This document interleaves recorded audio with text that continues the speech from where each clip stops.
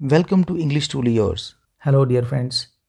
In this vocabulary builder series, Vocabulary 10 on 10, you are going to learn 10 words of English language, which will definitely enrich your knowledge and improve your language skills. So, let's get going.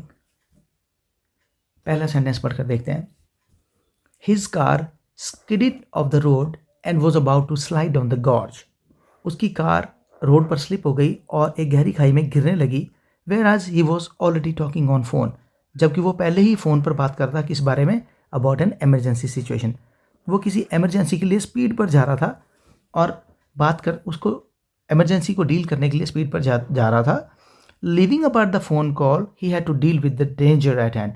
अब phone call पे जो emergency है वो तो बाद की बात है, लिविंग अबाउट उसे छोड़कर अभी उसके सामने जो समस्या थी वो क्या थी, he had to deal with the danger at hand. अभी तो जो उसके सामने डेंजर इमीडिएटली सामने नज़र आ रहा है उसे उसके साथ डील करना है, एमरजेंसी तो बात की बात है. अब he had to deal with the dash danger first. कौन सा डेंजर देखते हैं. यहाँ पर कोई स्पेसिफिक वर्ड आना चाहिए किसके लिए, the danger at hand. He had to deal with the imminent danger at first. पहले तो उसे इमिनेंट जो बिल्कुल उसके सामने अभी समस्या है, डेंजर है, उससे निपटना होगा. एमरजेंसी के लिए जिसके लिए वो जा रहा है वो तो बात की बात है.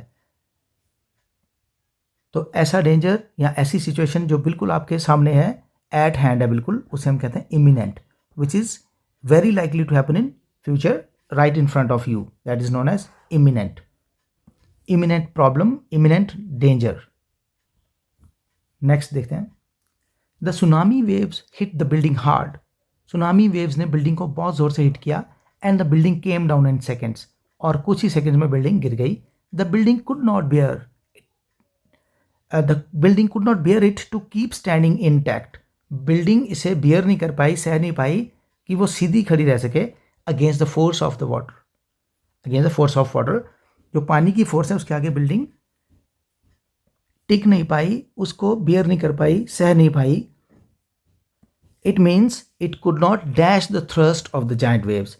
जो जाइंट वेव्स, बड़ी बड़ी वेव्स टकराई, उसे वो बियर नहीं कर पाई. मतलब इसके लिए फिर से एक स्पेसिफिक वर्ड आएगा, bear it to keep standing intact. Intact रहना अगेंस्ट द फोर्स. तो ऐसे के लिए क्या वर्ड होता है हमारे पास, विद स्टैंड.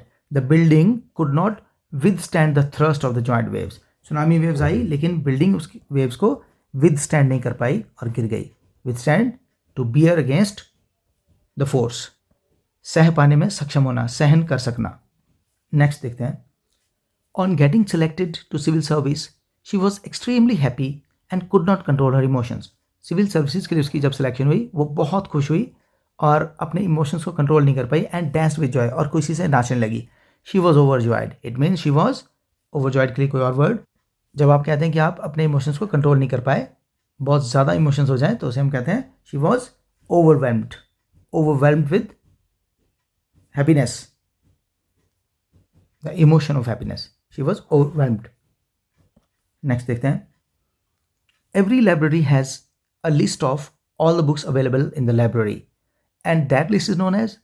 हर एक लाइब्रेरी में एक लिस्ट होती है बुक्स की और उस लिस्ट को कहा जाता है, यहाँ पर कोई वर्ड आना चाहिए, ऐसी कोई list, a list of items in a special order. किसी भी स्पेशल ऑर्डर में जिससे कि चीज़ें ढूंढनी आसान हो, उस लिस्ट ऑफ आइटम्स को हम क्या कहते हैं, a list of items in special order is called, क्या कहते हैं उसे, नॉट जस्ट इन लाइब्रेरी. सिर्फ लाइब्रेरी में नहीं, कहीं पे भी हो सकती है ऐसी लिस्ट, और लाइब्रेरी में तो होती है. इन दोनों केसेस के लिए हमारे पास कोई वर्ड है, उसे हम क्या कहते हैं देखते हैं.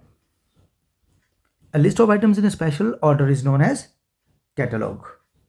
कैटलॉग. तो हम कहेंगे every library has a list of all the books available in the library and that list is known as catalogue. Next देखते हैं. The rope was slack but when we stretched it at both hands it became straight and tight. जो रस्सी थी वो slag थी, ढीली थी बिल्कुल, लेकिन जब हमने उसे स्ट्रेच किया दोनों एंड्स पर, दोनों किनारों से खींचा और सीधा किया तो, और टाइट किया, तो क्या हुआ, it means the rope became. इसके लिए कोई स्पेसिफिक वर्ड है. स्ट्रेट एंड टाइट अगर कोई चीज़ है, खासतौर पर जैसे रस्सी या धागा, तो अगर वो सीधा है, खींचा हुआ है, तो उसके लिए हमारे पास इंग्लिश में वर्ड है, it became taut. It became taut. जब हमने रस्सी को खींचा, लूज थी पहले, स्लैग थी, अब खींचा और वो टाइट हो गई तो वो क्या हो गई, टोट हो गई, बिल्कुल सीधी, स्ट्रेट, सख्त। नेक्स्ट देखते हैं, he was a minister but was murdered. एक मिनिस्टर थे कोई, उनका मर्डर कर दिया गया।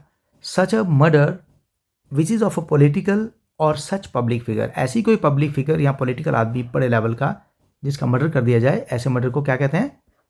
इसके लिए भी कोई स्पेसिफिक वर्ड है इंग्लिश में? Murder which is of a political or such public figure is called assassination. Assassination, किसी को असैसिनेट करना, असैसिनेशन, किसी पॉलिटिकल या किसी और पब्लिक फिगर को मार देना, मर्डर कर देना, असैसिनेशन। नेक्स्ट देखते हैं, the time for the next train to arrive is scheduled at 11. The time for the next train to arrive is scheduled at 11 a.m. and it is coming on exact time. Train के आने का time fix किया गया 11:05 पर, scheduled है time आने का, और it is coming on exact time, और वो बिल्कुल सही टाइम से आ रही है। It means the train is on schedule. कहेंगे हम the train is on schedule, on exact time, on schedule. Next देखते हैं, the businessman spent lakhs of rupees on his daughter's marriage. कोई बड़ा बिजनेसमैन है, उसकी बेटी की शादी है, उसने कई लाख रुपया शादी पर लगाया। People say that he did it to show off. लोगों का कहना है कि ये सब उसने दिखावा करने के लिए किया, शो ऑफ करने के लिए किया है। दे से दैट इट वॉज, ऐसे दिखावे को हम और क्या कह सकते हैं? Such a show of can also be called ostentation. Ostentation. Next देखते हैं, it is very difficult to please him. कोई आदमी है, उसे प्लीज़ करना, खुश करना बड़ा ही मुश्किल काम है। ही is very careful in choice of things. उसकी जो चॉइस है उसमें बड़ा ही केयरफुल है, जल्दी खुश नहीं होता। And is not happy with the work done और थिंग्स ईजिली। जो काम है या जो चीज़ें हैं उनसे वो बड़ी जल्दी खुश नहीं होता, उसको खुश करना मुश्किल है। So he is such a person can be called, ऐसे आदमी को क्या कह सकते हैं जो डिफिकल्ट टू प्लीज हो? Fastidious. He is very fastidious, difficult to please. Next देखते हैं, ही डज चैरिटी। वो काफ़ी चैरिटी करता है। Sometimes donates cash to schools. कभी स्कूल्स को कैश डोनेट करता है। Distributes uniforms to the needy free of cost. और जो ज़रूरतमंद है उनको यूनिफॉर्म्स भी बांटता है फ्री ऑफ कॉस्ट। ऐसा आदमी जो काफ़ी डोनेशन देता है, डोनेट करता है चीज़ें या पैसा, इंग्लिश में उसके लिए भी स्पेसिफिक वर्ड है। Who does charity can be called benevolent. benevolent, he is a benevolent man. तो ये थे हमारे वीडियो के आज के 10 important words of English language. I hope आपको अच्छे से समझ में आए होंगे। इन्हें फिर से देखिए, रिवाइज कीजिए और अपनी लैंग्वेज में शामिल करने की कोशिश कीजिए। Thank you. अगर वीडियो अच्छा लगा हो तो लाइक, शेयर और कमेंट करना ना भूलें। चैनल को सब्सक्राइब भी करें। Thank you, thanks for watching.